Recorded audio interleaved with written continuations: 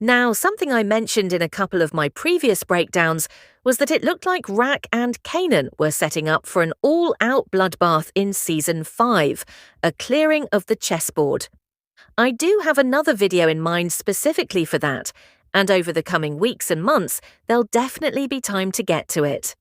But I mentioned, get ready for some heartbreaks and setbacks. Get ready for some real emotional moments. Get the tissue boxes ready, because I think we all know what's coming. Today's topic is all about Marvin Thomas. But just before we get into Marvin, I want to start with a quote from Sasha Penn, something he mentioned in his interview with Variety. I believe we answer almost all questions, but we don't answer every single question. I think it's a real emotional journey. It's a worthy ending to the story that we set out to tell. I don't think there's a false step. It feels all genuine. And I also think many surprises will come. I think people will be stunned to see how the story ends up. But I do hope that everybody feels satisfied. I believe they will. This is not one of those endings which is open to interpretation. I think we put a punctuation point at the end of it, and that's something that was always important to me, telling a complete story. Where Sasha Penn speaks about telling a complete story, an emotional journey, answering almost all the questions, I think he means some storylines may probably continue into power, origins, mainly with people like Kanan, Breeze, Jukebox, maybe one or two more. But this quote around telling a complete story got me thinking about Marvin Thomas and the complete story for his character arc. As we know, Season 5 is the last. And I think you all know what I'm going to say, especially after the way Jukebox spoke about Marvin in Episode 10 during her conversation with Aisha. We're going to break down that conversation, specifically the psychological impact on Juke. For Jukebox to turn into this cold character that we saw in Power, she is going to have to lose Marvin. He is the last piece that Jukebox has left that's keeping her sane. So in this breakdown, we are going to split it into two chapters. First, Marvin's relationship with Jukebox. We'll run through her conversation with Aisha and why it gives us clues about Marvin's potential death, and how it will eventually change Juke. That's part 2. So definitely stick with this video to the very end, because there are a lot of psychological factors to discuss when it comes to both Marvin and Juke. Let's start with the relationship between Marvin and Jukebox. At the beginning of Season 1, we knew what Juke and Marvin's relationship was like. We have to highlight some of what we saw, especially with what we're going to go through in part 2. It's quite important. Marvin had a really hard time being a father and accepting Juke's sexuality. Sasha Penn did mention in one of his interviews that one of the toughest scenes ever shot in this series was the one in Episode 8 of Season 1, when Marvin assaults his daughter after discovering she's gay. There was a lot of conversation at the time about whether Marvin could ever be redeemed, whether Juke could ever forgive him, whether he could forgive himself, and whether that relationship was even salvageable. I had this conversation quite a bit with London Brown, who plays Marvin spectacularly. It's a testament to London's work, frankly, that we were able to show this character was capable of real, profound change, and even more importantly, that his daughter was able to see it, recognize it, and acknowledge the change he made. How powerful is that? For a father and daughter, for a parent and child. It's so hard to change. But if you do it for your kid, that's just an incredible act of love. And a lot of parents aren't capable of that, but Marvin is. For me, it's one of the most satisfying parts of Raising Kanan. Even I thought back in Season 1, how does Marvin even salvage any kind of relationship with Juke? But lo and behold, he went to therapy in Season 2. He learned to control his temper. He realized that if he wanted a relationship with Juke, he had to work on himself first. That's true of everything in life. If you're going through tough moments, the best thing you can do is work on yourself. Be better than you were yesterday. Eventually, everything will fall into place. For Marvin, he had to do a lot more. It wasn't going to be easy to repair his relationship with Juke, but he did manage to do it.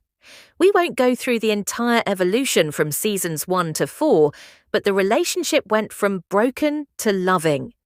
Duke even feels comfortable opening up to Marvin, and vice versa. They've really come a long way. Marvin has come a long way. Yes, he's a gangster. We know what he's capable of, what he's done. The murders, the violence. I think he's probably dropped close to 10 bodies in season 4.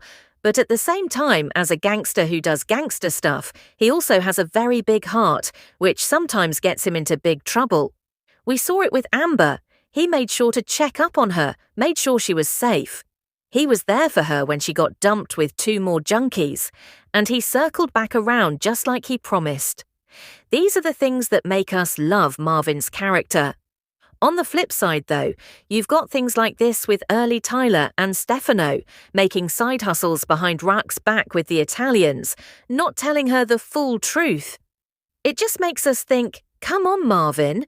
You've done all this hard work and now you're going to mess it up for a little bread on the side with people you can't trust. You've come so far, but you never miss an opportunity to miss an opportunity. Still, I don't think anyone can truly hate Marvin's character again. It's crazy how Sasha Penn really delivered Marvin's character and development. Definitely in a good way. That's why he's arguably top 5 for me in the Power universe. Now, let's talk about the conversation between Aisha and Duke, because it's important for part 2. He needs me, Aisha, and if I'm not here to watch after him, no. During the conversation with Aisha, after she told Duke that she could come to Spellman, Jukebox said there was nothing left for her in New York. But she turned around and said Marvin's still in New York. When Kenya left, when her music dreams ended, when she left the army, Marvin was the one who had her back, even when he didn't like what she was doing. He decided that Duke meant more to him than the messed up noise in his head. She said Marvin is the most stubborn person she knows, but he changed for Duke. She said Marvin needs her because if she's not there to watch him, nobody will. Not even Kanan, not Uncle Lou. Definitely not Aunt Rack. Marvin didn't leave her, so she can't leave him. Because Marvin has been an anchor to Duke, consistently showing her support even though he disagreed with many of her choices, she feels she needs to repay the favor. It's a kind of role reversal. Now she wants to look out for Marvin, just like he did for her. She knows Marvin can be volatile. She knows his relationship with Lou and Rack isn't great. And she sees herself as the only one who truly understands or cares for Marvin. The fact that he changed for her means everything. But here comes the kicker. And we all know where I'm going with this. Marvin's eventual death. Now, the first thing I want to touch on is a scene from the teaser for Season 5, the one released a couple of weeks ago. They released a teaser for Force and Raising Kanan, and this clip stood out. Jukebox holding someone in real tears. We haven't seen her like this in a long time. Just recently we talked about her relationship with Rack. One of Sasha Penn's questions mentioned how she modelled herself after Aunt Rack.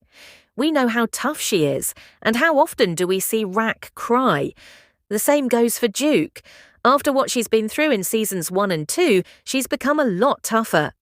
But we know the one thing that could really break Duke and lead to this reaction is the loss of someone she loves.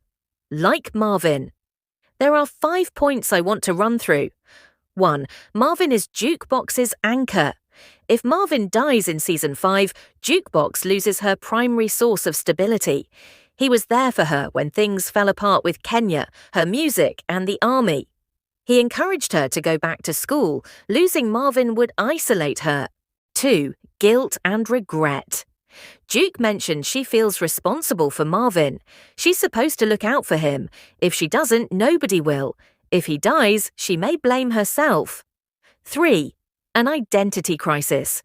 If Marvin dies, it's going to leave her questioning everything. Marvin urged her down the right path, and without him, where does that leave her? 4. Family tension.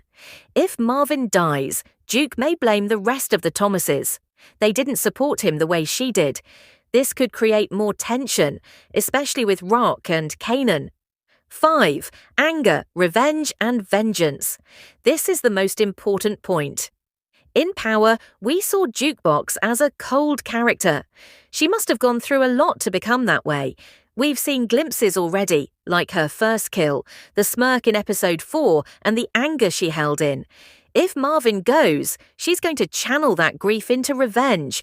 She'll want to take out every single person responsible, and that's only going to drag her deeper into this life, because Marvin is the last person she truly has left.